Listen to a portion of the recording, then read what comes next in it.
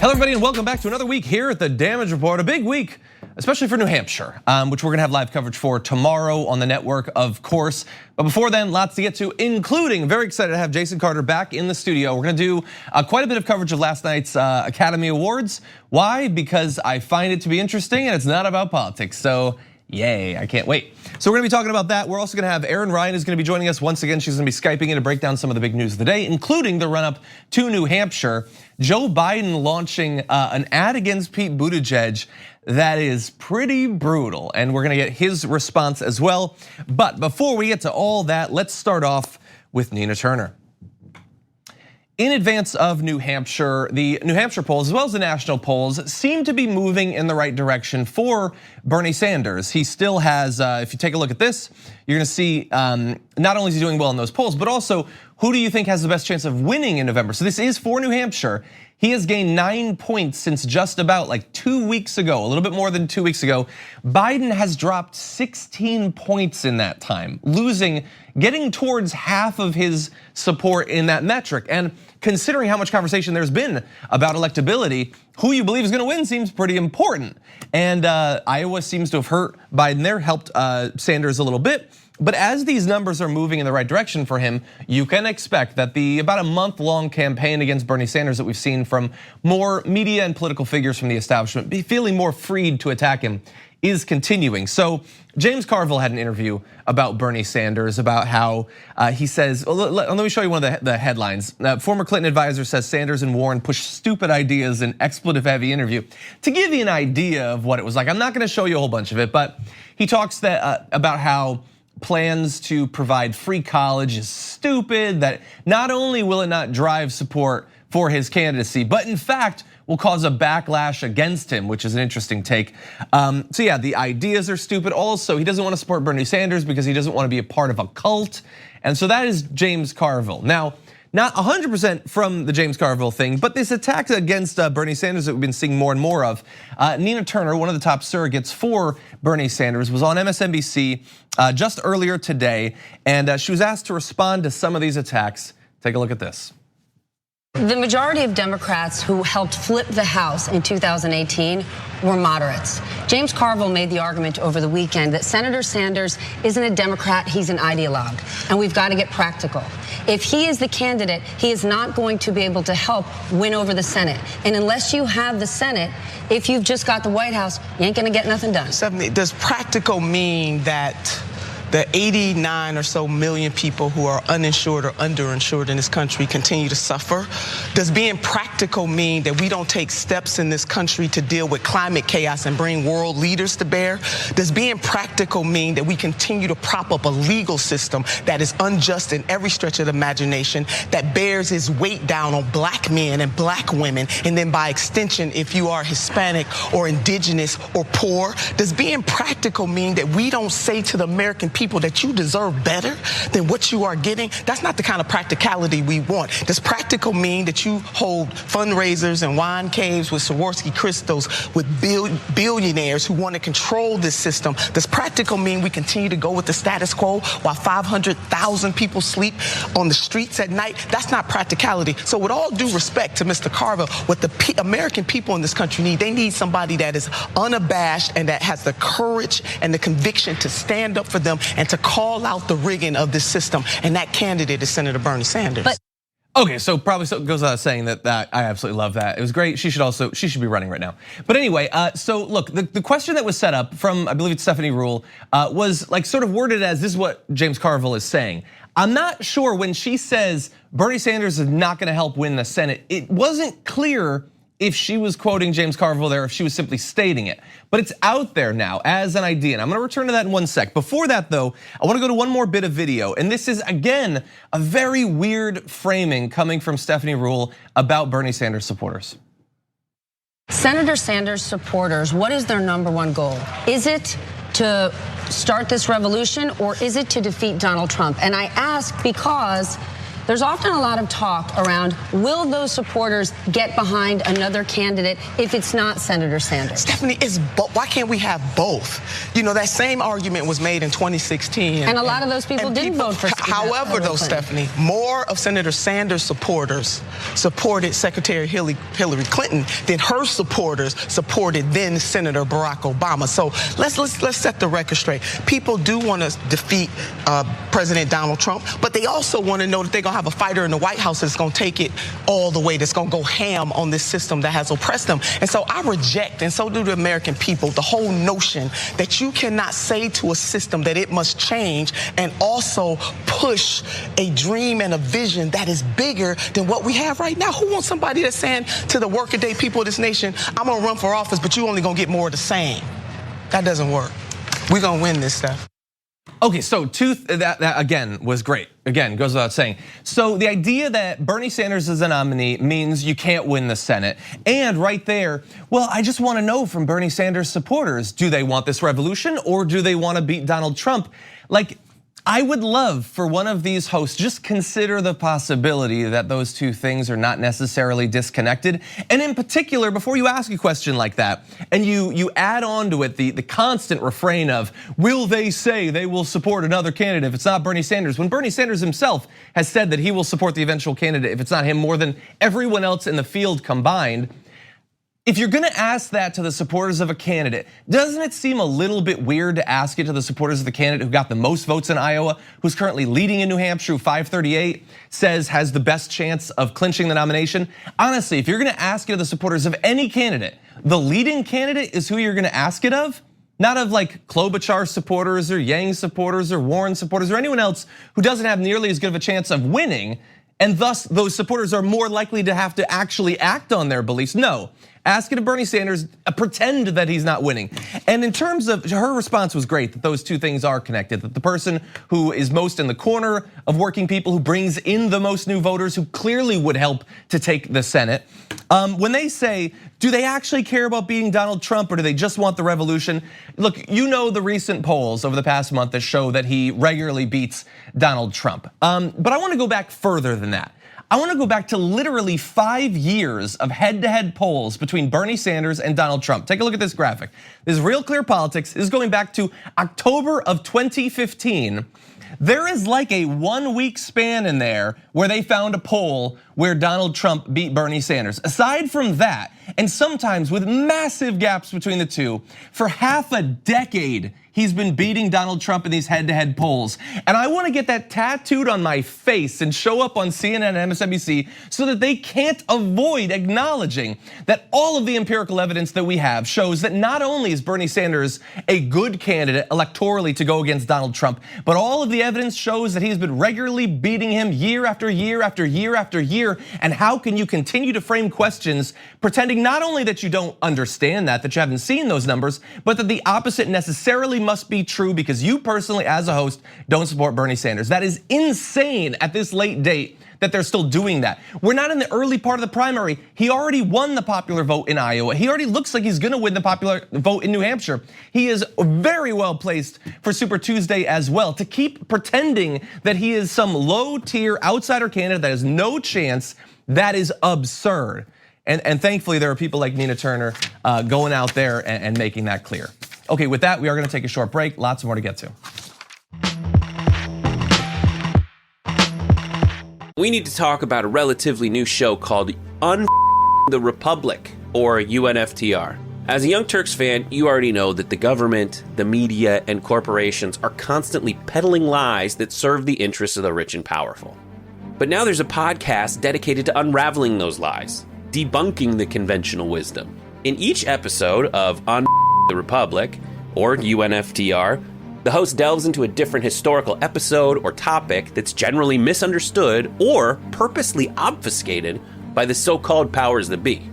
Featuring in-depth research, razor-sharp commentary, and just the right amount of vulgarity, the UNFTR podcast takes a sledgehammer to what you thought you knew about some of the nation's most sacred historical cows. But don't just take my word for it. The New York Times described UNFTR as consistently compelling and educational, aiming to challenge conventional wisdom and upend the historical narratives that were taught in school. For as the great philosopher Yoda once put it, "You must unlearn what you have learned." And that's true whether you're in Jedi training or you're uprooting and exposing all the propaganda and disinformation you've been fed over the course of your lifetime. So search for UNFDR in your podcast app today and get ready to get informed, angered, and entertained all at the same time.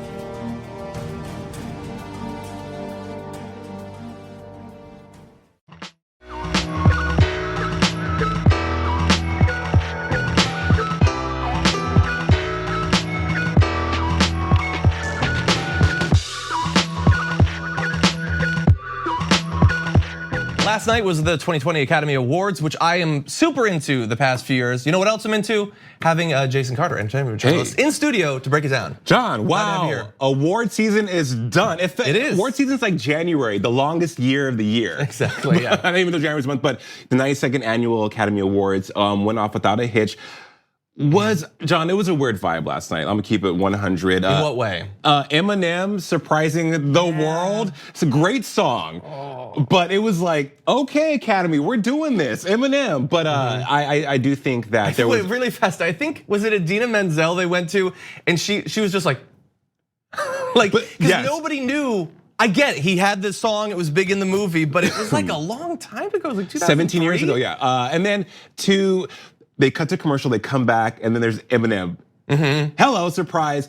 Opening performance and opening monologue and opening activity from Janelle Monáe was incredible. Yeah. Incredible for her to not only just have a mashup of so many Oscar-nominated songs that year, but to also say I am a queer Black actress on the Academy Awards stage was a powerful moment for people of the LGBTQ+ community. So there was a lot going on last night. Again, I still think it was a weird vibe. People try to get political. Of course they did. Later. Yeah, but really fast on that. You know what I love, and I hesitate to insult Eminem. I don't want him to like make a song about me or whatever, but.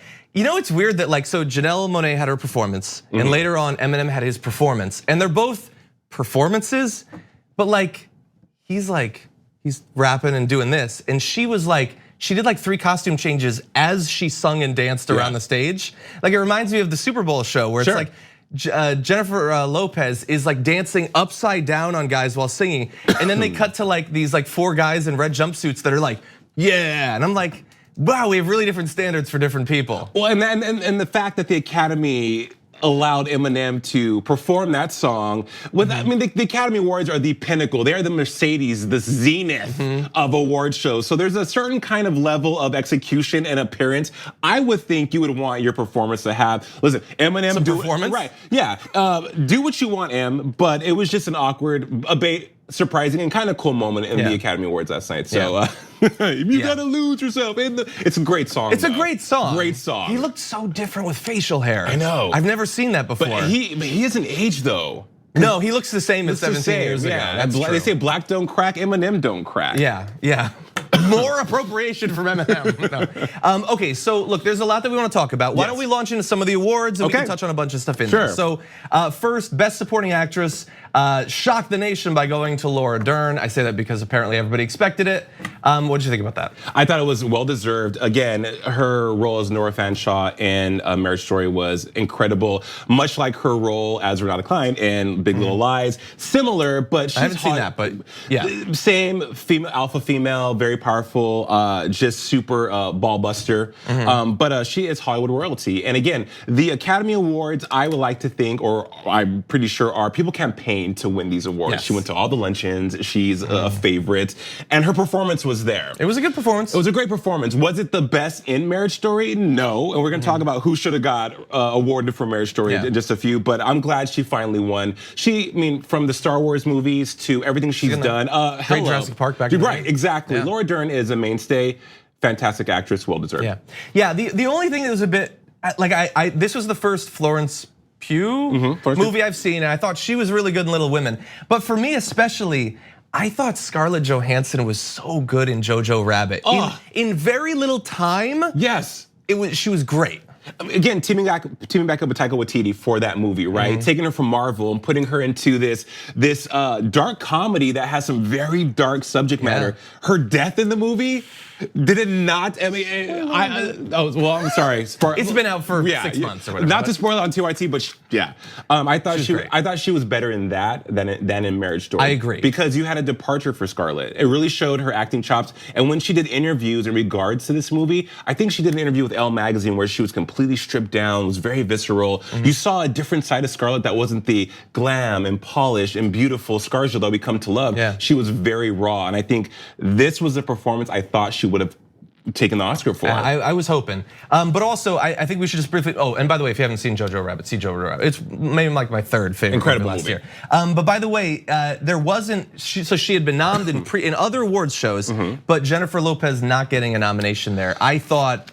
I think that Margot Robbie was really good, but I probably would have put in Jennifer Lopez instead of Margot Robbie.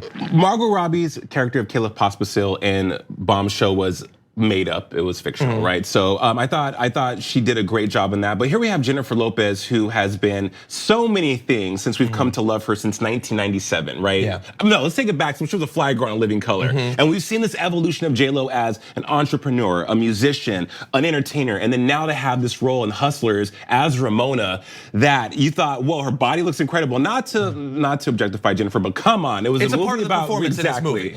But just how she committed to that role. And then for it to not even get a showing at the Academy Awards, because there was a big conversation. J-Lo's gonna take the Golden Globe. Could she have an Oscar nom? None of that happened. Well, she did get the Golden Globe, so Golden Globe nomination. So yes, she did. Nomination at least. Yeah, but the only thing that makes me feel a little bit better about it is that she's likely to have a very good second actor in her life since she's now de-aging year by year. So that's good for her. Alien. She's an alien. Exactly. Her Angela Bassett. What are they drinking? What's in the water? Exactly. Best Supporting Actor went to Brad Pitt. I was happy to see that. He was the best part of Once Upon a Time in Hollywood for me. But that wasn't that great of a film. I'm sorry, it was not that great of a film. It's Quentin Tarantino's penultimate. He says he's only gonna do 10 films in his career. That was the penultimate one. I don't believe him. Getting him and Brad Pitt and LDC, Leonardo DiCaprio on a screen together was goals. The conversation on that movie before it even dropped was major. I think Brad Pitt, much like actors like Denzel Washington, Tom Hanks, there comes a time when you have to give them the Oscar. You have, and he has an Oscar already. He was good in this. Right, he was great. He won an Oscar for 12 Years a Slave as a producer. As a producer, yes. Best Picture, but no acting. Right, a performance. Other nominations, I believe, but no. Yeah, other, he was good in this. I think, sure, it could anyone in this category for Best Supporting Actor could have taken home the Oscar. But I'm glad it went to Brad as well. Yeah. No hate, no shame. Okay, Best Director, Bong Joon-ho, first of 4 Oscars. Historic. I put it down on my ballot. I saw but it. I did not expect that he would get it. Right. I put him. I think for all 4 that they got, I put him down, and I didn't expect. I thought maybe they'd get 1. Yeah. I was very excited, and his speeches just got better throughout the night. It did. John actually screenshotted your ballot from Instagram because it was intense and incredible. I did not do well. But he deserved to win. That movie, so nuanced. Foreign language, international foreign film, they're taking away foreign language film, right? Winning, making history. I think that also leans on a huge light shining on representation again, because we had which they returned to from the beginning and on. Yes, Crazy Rich Asians was that conversation when that movie was out. We have this, which was a stellar piece of work, and I think it's safe to say that the Academy is taking notice. They, remember Oscars So White? Yeah. All these movements that were Green Book winning. Yeah. That was. Maybe they're getting it together. Maybe. I think what was interesting was the people setting up the show definitely were trying. How much the people who choose the nominees and select the nominees were different trying. Conversation. That's a different conversation. But the show was definitely trying to be better. Right. I think. Okay, so really fast, we have to acknowledge that it did also win Best Picture. So Parasite out of 10. I didn't think it was going to. I chose it because I wanted it to. It was like a heart choice. But I thought that Joker probably would pull it out. Joker.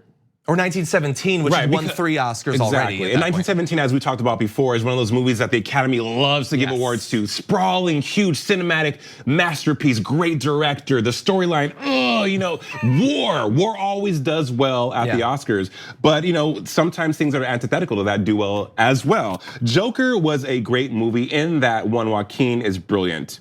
The best actor, we should know. Of course. He got. Absolutely. And you have a heralded, fabled DC comic villain that we've had somewhat origin stories in the past, but we got a deeper, more emotional. I can't even articulate how different this was for that story. I mean, Todd Phillips, who was the director of the movie, did a fantastic job of telling the story of the Joker, from not of him being kooky and crazy with antics like we've seen in the Tim Burton Batmans or any of the Christopher Nolan movies. So for it to win Best Actor for Joaquin Phoenix and not win Best Picture, okay. Yeah. It was. We're gonna talk about Joaquin Phoenix's acceptance speech, which was interesting. I liked his performance. It was not my favorite movie of the year. It was like top 5, not mine or something like that. Very glad that it went to Parasite. Really fast, because we did mention Joaquin. Let's also mention that Best Actress did go to Renee Zellweger, which is, I did not choose it, even though everybody was saying it was gonna happen. So, but she won. She won, John, and I tweeted last night, not to cut you off, that Renee Zellweger is the glaring example of your comeback is exponentially greater than the setback. For years, people counted Renee Zellweger out. She won in 2003 for Cold Mountain. She even says, wow, 17 years, good to see you guys again. Yeah. Right? Even won the Golden Globe as well for the same role. And it was just great to see her speeches because they were so humble. Her speech at the Golden Globes was, my agents, my team said, Renee, it's not about winning these awards, it's about doing the work. Brad Pitt also says, I didn't start winning until I just started being grateful and loving what I did. And that's when the accolades come. She was great in Judy, embodied Judy. Judy Garland never won an Oscar. So she was championing this win for her and also for just anyone who was an underdog that's finally coming out on top. She deserved it. Yeah. I mean, Charlize, I was more torn. I didn't have a clear choice. I thought Saoirse Ronan was good in Little Women. I wasn't sure. I liked Scarlett Johansson in Marriage Story, but I didn't have like a clear pick there. And Cynthia Erivo. Harriet was a missed opportunity to have a great piece of cinema, I thought. I thought the music was great. I think Cynthia Erivo is an exquisite actress, but that wasn't the movie that Cynthia was gonna win for. That's interesting, yeah. And by the way, if you wanna see more of her, The Outsider in HBO is fantastic, and I think she's the highlight of it so far. So take a look at that too. Honorable mention to Charlize though, but Transformations. The Academy loves the transformation. That's true. And I think they won for makeup and hairstyle. Yes. That was an amazing, they really nailed those looks. And I love some of the shout outs to Charlize that she got for putting together the movie. Anyway, we are gonna take a short break. More to get to after this.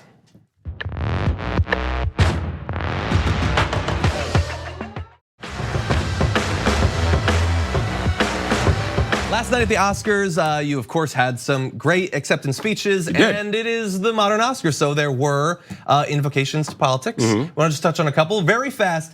Brad Pitt said, they told me I only have 45 seconds up here, which is 45 seconds more than the Senate gave John Bolton this week. I'm thinking maybe Quentin Tarantino does a movie about it. In the end, the adults do the right thing.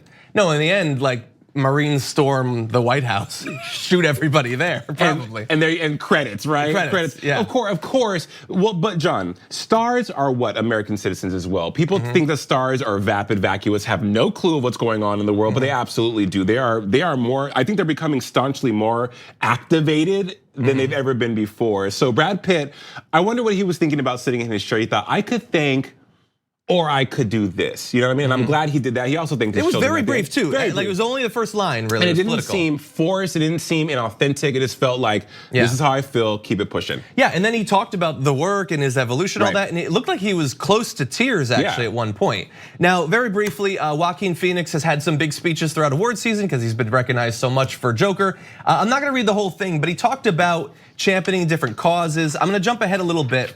He talked about animal rights at length. He says, we feel entitled to artificially inseminate a cow and steal her baby, even though her cries of anguish are unmistakable. Then we take her milk that's intended for her calf and we put it in our coffee and our cereal. I'm never eating Honey Nut Cheerios ever again. Thank you, Joaquin Phoenix. However, right, he at the Golden Globes, he talked about plant sustainability because the HFPA was all plant-based that night, right? Yes. And then tonight, or last night rather, he talked about animal rights, which is great. And also he touched on cancel culture. Yes. Which He talked about his own personal issues in the past. Joaquin Phoenix was awkwardly fascinating last night in a great actor. He deserved to win for Joker. And then ending with words of wisdom from his late brother, River. I mean, does it get more nuanced than that, John? It doesn't. So he's awkward. So what did you think about the whole thing about, he says, I've been a scoundrel all my life, I've been selfish, I've been cruel at times, hard to work with, and I'm grateful that so many of you in this room have given me a second chance. I think that's when we're at our best, when we support each other, not when we cancel each other out for our past mistakes, but when we help each other to grow. He's right. I mean, he's right. Forgiveness. I'm all into the law of attraction in the universe. When you have to let go to grow, right? You have to forgive. I think that maybe he's older in age. Of course, he's getting up there. Not really, but I mean, he's older than he was when probably he was a scoundrel and doing all those egregious things he claims to have done. So I agree with that. I think that is a message that anyone can take to heart and push forward in their own life. And for someone as I would say unique and as eccentric as Joaquin Phoenix to have those words, I'm sure they resonated with many. So I mean, what better place than to say that than at the Oscars in a room full of somewhat vapid people? Yeah, and look, his eccentricity came through a little bit in the speech too. Like you got kind of a vibe of he's like, I got a little bit of a Jokerish vibe from it, is what I'm saying. But great actor, and I like most of the message. I know that there's gonna be some pushback. Like, obviously he sort of tied in the fight for animal rights in with other struggles. And I know that a lot of people are not big fans of that, basically, of likening that struggle to other historic struggles. Well, of course, but like Brett Ehrlich says, people love to masturbate, right? They love to be mad about something. So I think that we have to take things at face value. And again, not focus on the comparison, but just in the message in itself. It's transcendent, John. It goes to any struggle. You can basically what Joaquin was saying. Don't be a crappy person. Do better. Dr. Maya Angelou says, the late Dr. Maya Angelou says, when you know better, you do better. Yeah. And so that was at the core of what Joaquin was trying to say. I thought you were gonna say, as Maya Angelou said, don't be a crappy person. like I didn't read that one. Yes, and it was a good speech. Others as well. There was, Brie Larson and Sigourney Weaver, Gal Gadot. Their thing about, the continuing struggle of women in Hollywood. There were a number of. I don't want to not acknowledge those at all, but we are running late on time. But thank you so much for joining us. Always good to have you here. Of course, man. Of course. Let's do this for the next Oscars as well. Absolutely. Yeah. Okay, everybody. Lots more to get to. Stick around.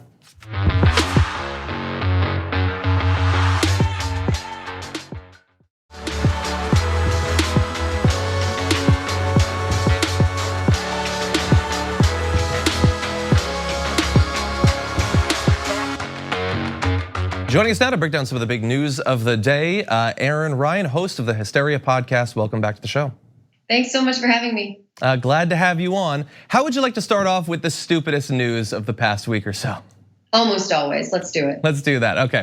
So Donald Trump is responding now to a photo that went viral of him that does not necessarily portray him in the best light. You've probably seen this going around. Let's put it up there. You see Donald Trump returns to the White House from Charlotte, North Carolina. That is a photo of him walking either to or from a helicopter. And there are obviously a few issues there. We're gonna have his response in just 1 second, but what did you initially think when you saw this sort of new look at the president? It's funny because he's obviously somebody who has taken a lot of effort to disguise how he really looks, and the way that he's done it is really puzzling because it's not a very attractive disguise. But I'm always shocked a little bit when I see the layers peeled back. Like, I was really shocked at how pale he is and how much of a contrast the color of makeup that he's using is from his real skin color. It all just, he's a very weird man. And it was driving home the point that that's a way that a very weird man would choose to present himself to the world. Yeah, and look, I'm gonna read his response in just a second, but I wanna make clear what probably everybody already understands as context for this. And this is not by any means going to placate everyone. But Donald Trump is a guy who has turned as much of politics into show business as anyone before him. He chooses people for important positions based exclusively on how they look. He fires women because they're too short. He doesn't hire men because they have mustaches. He talks about central casting. And of course, there's no one in public life over the past 30 years that has attacked people for their physical appearance, especially and most brutally women, than Donald Trump. And so that doesn't make it right. Two wrongs don't make a right. But we live in crazy times and I'm going crazy. So let's have his response. He said to this photo, more fake news. This was photoshopped, obviously, but the wind was strong and the hair looks good. Anything to demean. Let's just be very clear because the term fake news is thrown around a lot these days. So here's another photo from the same photo shoot. It's not been photoshopped. That's just what a person like him looks like. So what do you think? I mean, I think you're exactly right. I'm a little bit less hesitant to pile on to him because of his looks, because I think turnabout is fair play. And I think that men like him rarely have people stand up to them and tell them how it feels, show them how it feels to have that sort of judgment passed on them all the time. So I think as long as Donald Trump has been a person who is completely unapologetic about referring to women as fat pigs, and as long as he holds them to beauty pageant standards, I don't think it's unfair at all for somebody to point out that he is somebody who is extremely deviant from the norm of what we would consider physically attractive. And I think the fact that one thing I think is funny about him is that he thinks that he looks like how, those kind of fandom art paintings of him look. Like in his mind, he thinks that he looks like that. And there's something that feels good about having to hold something up and be like, no, this is how you look. This is reality. And I don't know if it'll ever get through his head, but the idea of it one day getting through his head because somebody pointed it out to him feels good. I don't know if it's great long term, but it feels good in the short term. Yeah, and let me just round out the whole his history thing that he's continuing to do this into the present day. Like his attacks against Mike Bloomberg are about his height. His attacks against Adam Schiff are about his pencil neck. The nervous Nancy thing is like a critique of her physical behavior while she's speaking. Like, look, I don't want us all to be dragged down to the mud and stay there forever. And I assume that pointing out to him that this is the world he is creating, he's probably not going to learn a significant lesson from that. But this is the reality. This is our president and how he appears. And so I think it's acceptable to at least briefly mention that. Right. I also think that there are people who are not beyond hope, people who might fall into the trap of feeling like they are entitled to judge women the way that Donald Trump judges women because he sets a terrible example. And I would think that maybe us kind of piling on and being like, no, actually, you look like you have some sort of a vitamin deficiency, but you've done it with makeup. I think that us pointing it out might show people who feel tempted to engage in that behavior in the way that Donald Trump does, that they're going to get it back. So it might be too late for him, but there might be some baby Trump out there who sees this and thinks, oh, you know what? That's not a really good way to behave unless I want it turned back on me. You know what? Fingers crossed. I hope you're right on that. Okay, with that, why don't we turn to something else related to Trump? Heading into an election year, Donald Trump is crafting his budget, and you would think, since he is going to be running for re-election, whatever he chooses to put in there is what he thinks will be a winning strategy. In particular, because the budget is unlikely to pass in the form he initially puts out, so it is to some extent mainly a symbol of his priorities, and I believe that we can learn a lot from this. So in this upcoming budget, he increases military spending by a small amount, 0.3%, up to $740.5 billion. Let's just pause for 1 second. We spend $740 billion for 1 year of our military. That is amazing. How many school lunches is that? That's my question. Like at least a dozen. At least a dozen. At least a dozen. Who knows what a banana costs? $10?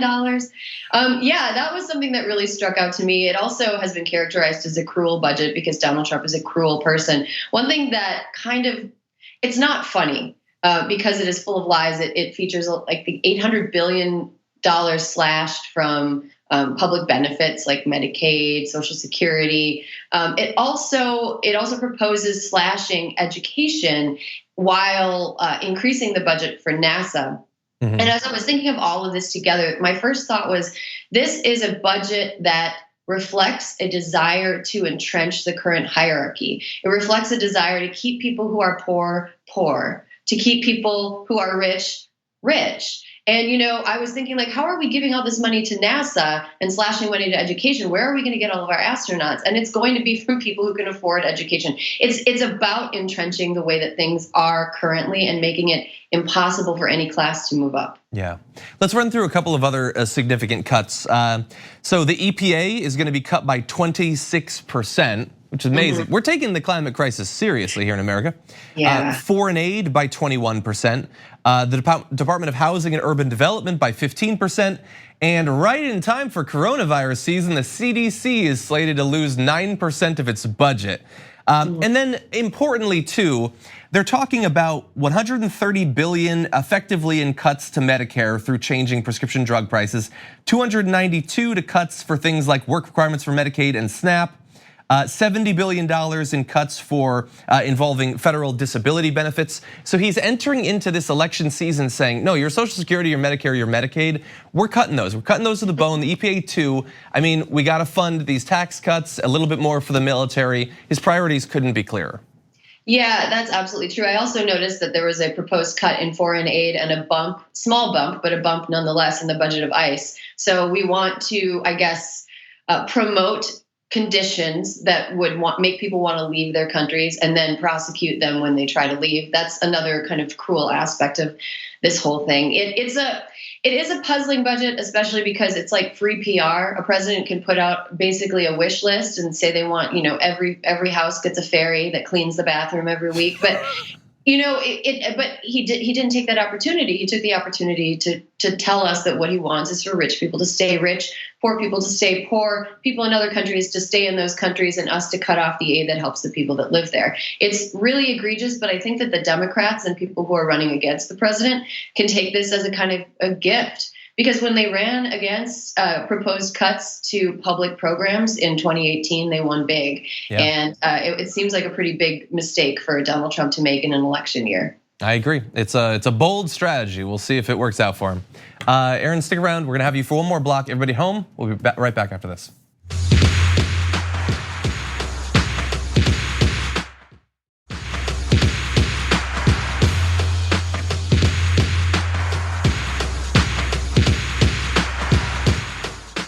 Joe Biden is dueling it out in that centrist lane of the Democratic primary against Pete Buttigieg. And in his most recent ad, it's clear he's taking the threat very seriously. Take a look. Barack Obama called Joe Biden best vice president America's ever had. But Pete Buttigieg doesn't think much of the vice president's record. Let's compare. When President Obama called on him, Joe Biden helped lead the passage of the Affordable Care Act, which gave health care to 20 million people. And when parkgoers called on Pete Buttigieg, he installed decorative lights under bridges, giving citizens of South Bend colorfully illuminated rivers. Both Vice President Biden and former Mayor Buttigieg have taken on tough fights. Under threat of a nuclear Iran, Joe Biden helped to negotiate the Iran deal. And under threat of disappearing pets, Buttigieg negotiated lighter licensing regulations on pet chip scanners. Despite pressure from the NRA, Joe Biden passed the assault weapons ban through Congress. Then he passed the Violence Against Women Act. And even when public pressure mounted against him, former Mayor Pete fired the first African-American police chief of South Bend. And then he forced out the African-American fire chief too. Okay, Erin, you're back. Glad to have you here. What did you think about that ad? Oh, well, I went to school in South Bend. I went to Notre Dame, and those lights sound pretty cool. I'm just going to go ahead and say those lights sound cool. The rivers were boring when I went there, so Thank you, Mayor Pete. Here's the thing. I think that if Joe Biden wanted to beat Pete Buttigieg, he should have taken him more seriously earlier on. This is something that reads to me like too little too late, and it's kind of panicky. The ad is sort of funny, although I think that some of the details that are pointed out as like Mayor Pete's little accomplishments seem like the accomplishments of a person who actually cared about people in the town where he was living, with the exception of the firing of people who shouldn't be fired. But pet chip scanners and trying to make life more pleasant is not something that we should begrudge any city official for trying to do. But I do think that Pete Buttigieg is a lot more formidable in this race than Joe Biden gave him credit for. And I'm not sure who this ad is for or who it's going to convince. Yeah, there's the it might successfully paint Mayor Pete as an unserious person with no experience as relevant to being president. or it might strike people as below Biden to be like punching a mayor for doing what mayors do, kind of. Like, yes, he pointed out some of the actual scandals, but a lot of it is just, it's sort of making light of local politics in a way that could maybe backfire. Right, that stuff matters. If you have a pet and you lose your pet, that's terrible, and you want someone to help you get it back. So that seemed a little bit strange. Also, Amy Klobuchar is a lot better at picking on Pete Buttigieg than Joe Biden is, and this ad kind of showcased that fact as well. Exactly. So look, I agree that it might be too little too late for him. I wanna walk you through another thing that again is problematic for Joe Biden at this late hour. So in an exchange that was widely shared on social media, 21-year-old Georgia college student Madison Moore asked Biden to explain his poor performance in the Iowa caucus. Biden replied, "It's a good question. Have you ever been to a caucus?" The student nodded. And then Biden said, "No, you haven't. You're a lying dog-faced pony soldier."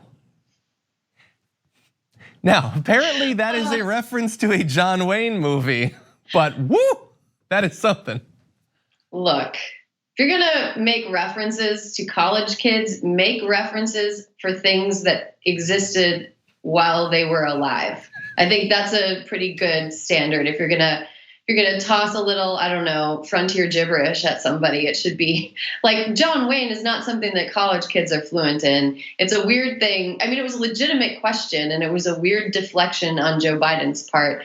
I found the whole thing just very, very strange. And I wish it would stop. I want to live in a world where this all is no longer happening. Yeah, it's just, and look, if it was just this one thing, and yes, I'm sure it's a joke or whatever, but Biden has regularly lashed out at people for asking him questions, and it's sort of one thing as the front runner to be doing that, but when you just had it like a 4th place showing in Iowa, and now like looking at least in this most recent Emerson poll, he's currently in 5th below Sanders, Buttigieg, Klobuchar, and Warren, getting just 10% of the vote. Like to be this aggressive to me feels entitled when you need to be like giving off the idea that you don't expect that you're gonna win, but that you wanna fight for it. Yeah, but I think his entitlement is understandable given the political press and the environment that those people have created. Like we rely way too heavily on polls as though they're gospel, and we know that there's no perfect way to conduct a poll that actually reflects the will of the people.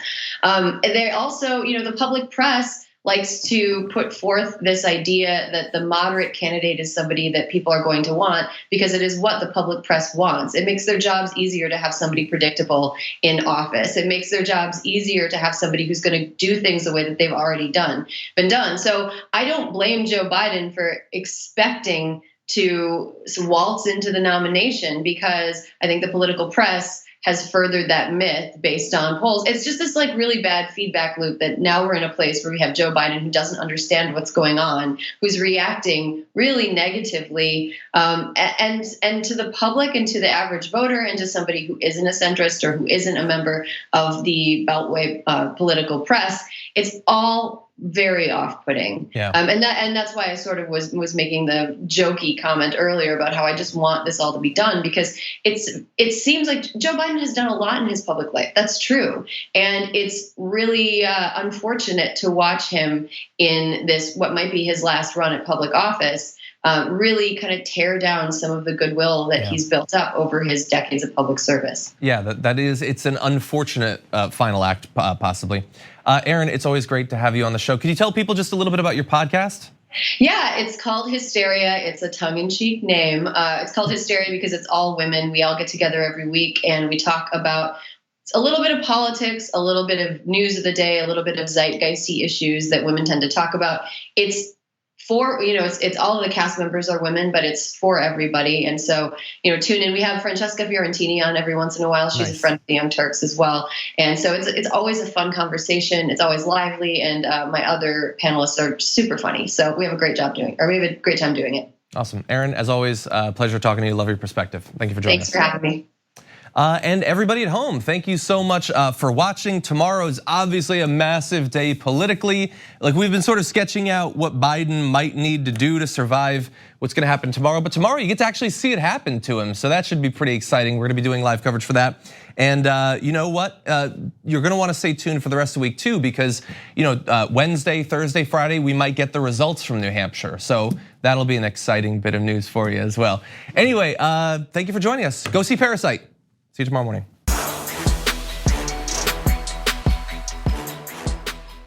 Thanks for listening to the full episode of The Damage Report. Support our work, listen ad-free, access members-only bonus content, and more by subscribing to Apple Podcasts at apple.co/TYT. I'm your host, John Adarola. I'll see you soon.